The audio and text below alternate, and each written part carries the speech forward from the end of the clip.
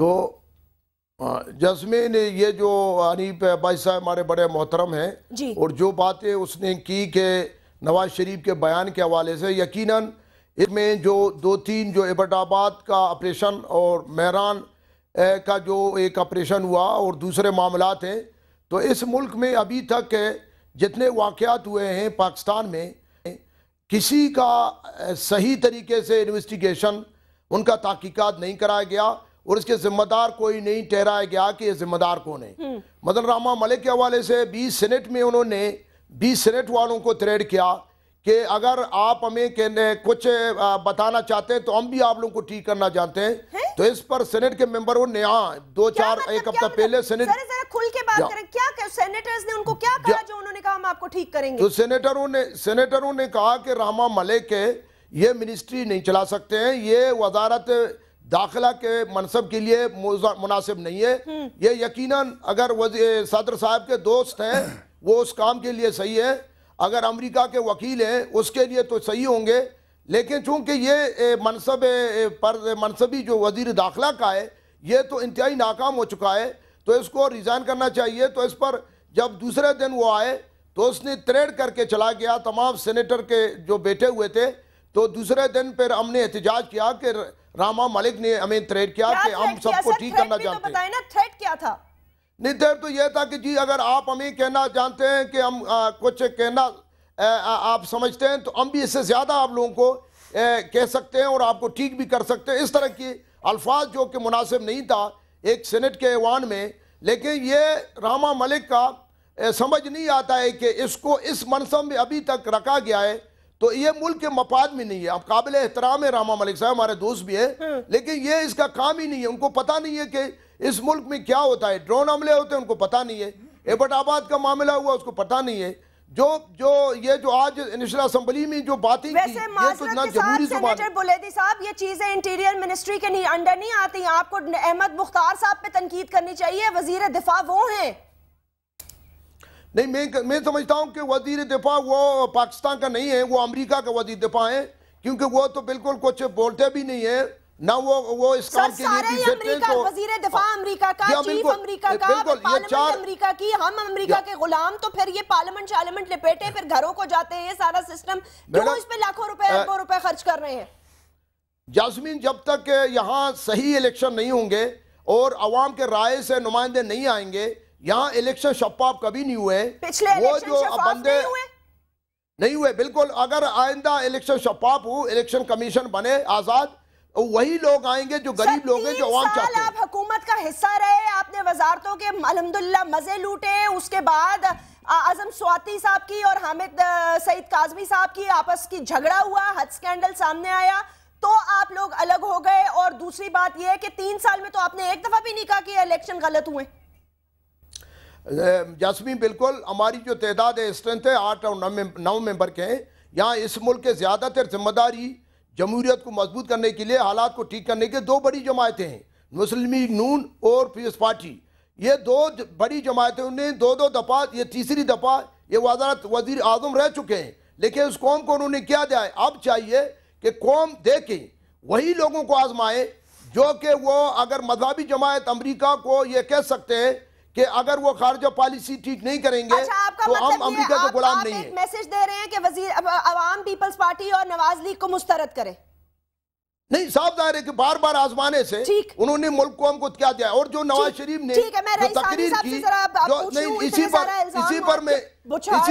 اسی پر میں کہنا چاہتا ہوں کہ نواز شریف نے جو تقریر کی آزاد کشمیر میں اس کو خیر مقدم کرتا ہوں۔ یقیناً اس ملک میں آرمی اور ادارے بھی جواب دہ ہیں عوام کے سامنے، اور یہ نہیں ہے کہ ان کا نام کوئی لینا جرم ہے۔ میں سمجھتا ہوں کہ ہم تمام پولیٹیکل فورسز یہ کہیں کہ اگر اس ملک کو 63 سال میں جتنا بیشتر اوقات ان لوگوں نے ڈکٹیٹروں نے چلایا ہے، تو اگر یہ ملک کے جواب دے جو حالات خراب ہوں گے، ان کی جو ڈیوٹی ہے ان میں غفلت ہوتی ہے۔ اگر میں ایوب خان سے لے کے یحییٰ سے لے کے ضیاء الحق سے لے کے مشرف تک کی ہسٹری بیان کرنا شروع ہو جاؤں تو صرف میں ہی بولتی رہوں گی، اس لیے بہتر یہ کہ میں چپ کر جاؤں۔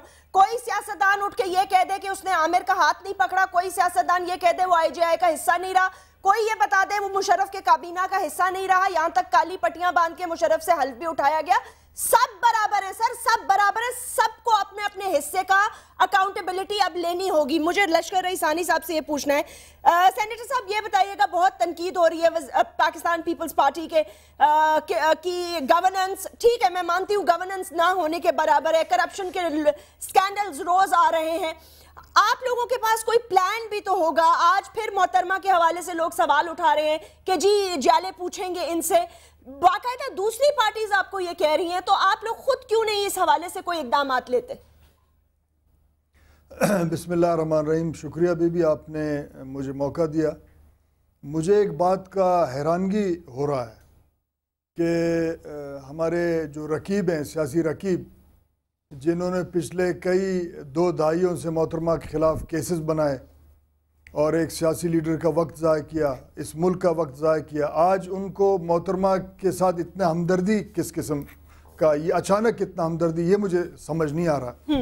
اس کا مطلب یہ ہے کہ ہم آج پھر بھی سنجیدہ نہیں اپنے سیاست کو آگے لے جانے کے لیے، اس ملک کے معاملات کو بہتر بنانے کے لیے ہم ایکسپلائٹیشن کر رہے ہیں. یعنی وہ پولیٹیکل پارٹی جنہوں نے سیف الرحمان جیسے ایک ٹھگ کو لا کے اس کو ملک میں بٹھایا ہے، جھوٹے کیسز اس عظیم قائد پہ بنانے کے بعد آج وہ ہمدردی جتا رہے ہیں.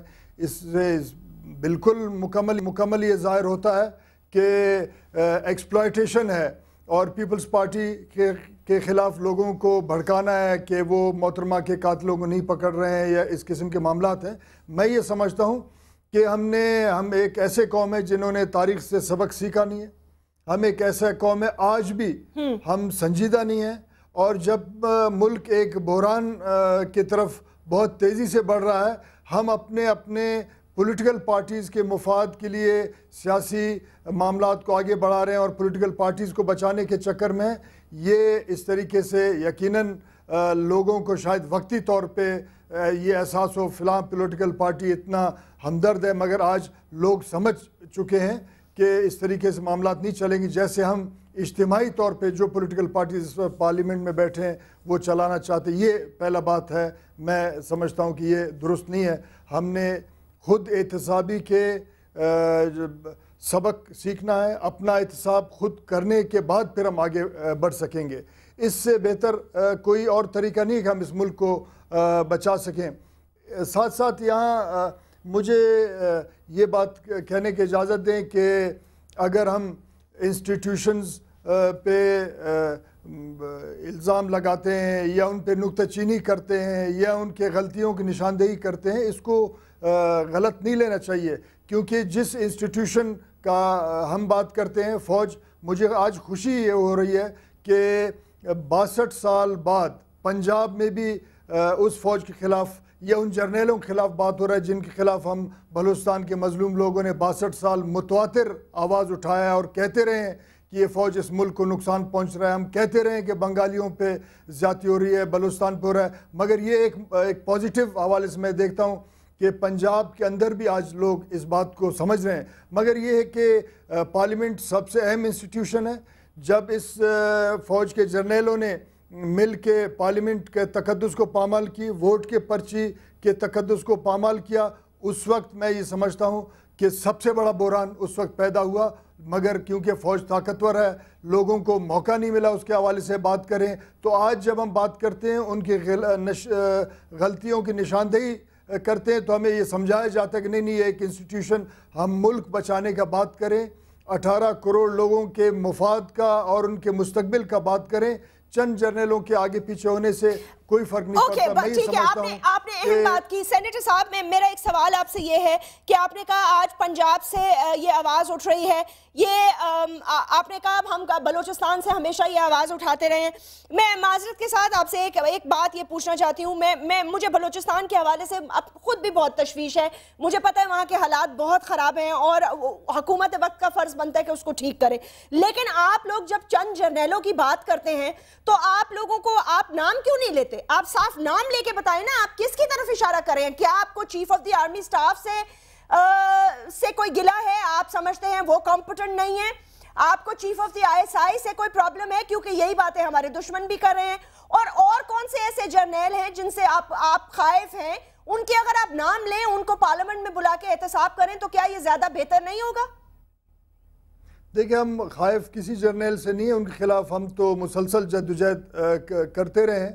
اگر وہ یاد نہیں ہوگا سن 2002 میں جنرل مشرف اور جنرل قادر جو آج مسلم لیگ کا حصہ ہے ان کے سرپرستی میں میرے گھروں کو بلڈوز کیا گیا، ان کو جلایا گیا، پانی آج تک انہوں نے بند کیا. ہم خائف نہیں ہیں، ہم جدوجہد کرتے رہے. مگر میں یہ سمجھتا ہوں کہ ایز اے انسٹیٹیوشن انہوں نے اس ملک کا استحصال کیا ہے. ان کو سمجھنا چاہیے، ان کو قوم سے معذرت کرنا چاہیے تاکہ ہم ایک نئے دور کا آغاز کر سکیں. مگر آج تک ان کے غلطیوں کو کس بات پہ معذرت کریں یہ بتائیے، کس بات پہ معذرت کریں؟ انہوں نے دیکھیں پاکستان کو ہمیشہ سے ایک فرنٹ لائن سٹیٹ قرار دیا ہے انہوں نے. اب اگر ہم بات کرتے آج ہم ٹیررزم کے حوالے سے فرنٹ لائن سٹیٹ ہیں کیونکہ سول ڈکٹیٹرشپ کے بعد پھر ملٹری ڈکٹیٹرشپ نے اس ملک کے پولیٹیکل انسٹیٹیوشنز کو سپریس کی اور پہلے ہم سوشلزم اور کیپٹلزم کے درمیان میں فرنٹ لائن سٹیٹ تھے.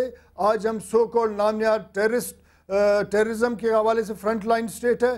تو میں یہ سمجھتا ہوں کہ اس بات کا معذرت کرنا چاہیے کہ انہوں نے اپنے ذاتی مفادات حاصل کرنے کے لیے انہوں نے اس ملک میں کیپٹلسٹ دنیا کا تسلط برقرار رکھنے کے لیے اس سوسائٹی کو ایکسپلائٹ کیا، کبھی اسلام کے نام پہ، کبھی سو کالڈ پروگریسو فکر کے نام پہ، کبھی کس حوالے سے. تو میں یہ سمجھتا ہوں کہ اس بات کا معذرت کرنا چاہیے. ٹھیک ہے معذرت کرنا چاہیے. کیا آپ سب لوگ معذرت کریں گے ان کے ساتھ؟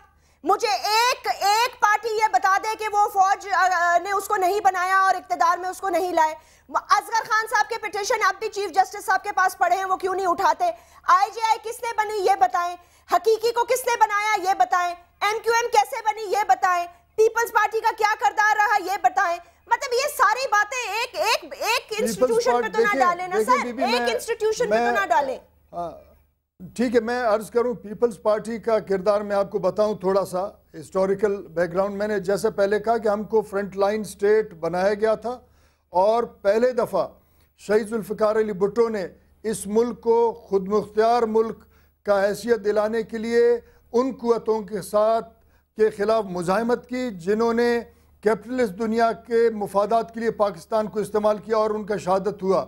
اس کے بعد محترمہ بے نظیر بھٹو نے اس ملک کو خود مختار بنانے کے لیے عالمی سامراجی بالادستی سے اس ملک کو نکالنے کے لیے انہوں نے مزاحمت کی، ان کی شہادت ہوئی. یہ پاکستان پیپلز پارٹی کا کردار ہے جو آپ کے سامنے. اور ہمارے سیاست کا محور یہ رہا ہے کہ پاکستان کو نیم خود مختاری کی حیثیت سے نکال کے ہمیں خود مختار ملک بنایا. Let's bring true facts on the table. ایک قصہ کھول دیا ہے تو اس قصے کے اوپر ہم بات کریں گے ایک چھوٹے سے بریک کے بعد. میں چاہتی ہوں سینیٹر بلیدی صاحب اور سینیٹر اور حنیف عباسی صاحب گواہی دیں اس بات کی کہ این آر او کس نے کروایا، کون بیٹھا، کس کی مشاورت سے ہوا، کون اس کے حامی تھے، کون اس میں زبردستی شامل ہوئے. اگر آپ جمہوریت کے اتنے ہی پیروکار تھے تو فوج کے کندھے پہ چڑھ کے نہیں آنا چاہیے تھا، آپ کو آنا چاہیے تھا خود پاکستان میں. یہ پیپلز پارٹی نے کیا فوج کی مرضی سے یا ان کے بغیر مرضی، but you did it. This is the reality. So everybody is accountable, sir. Everybody is accountable.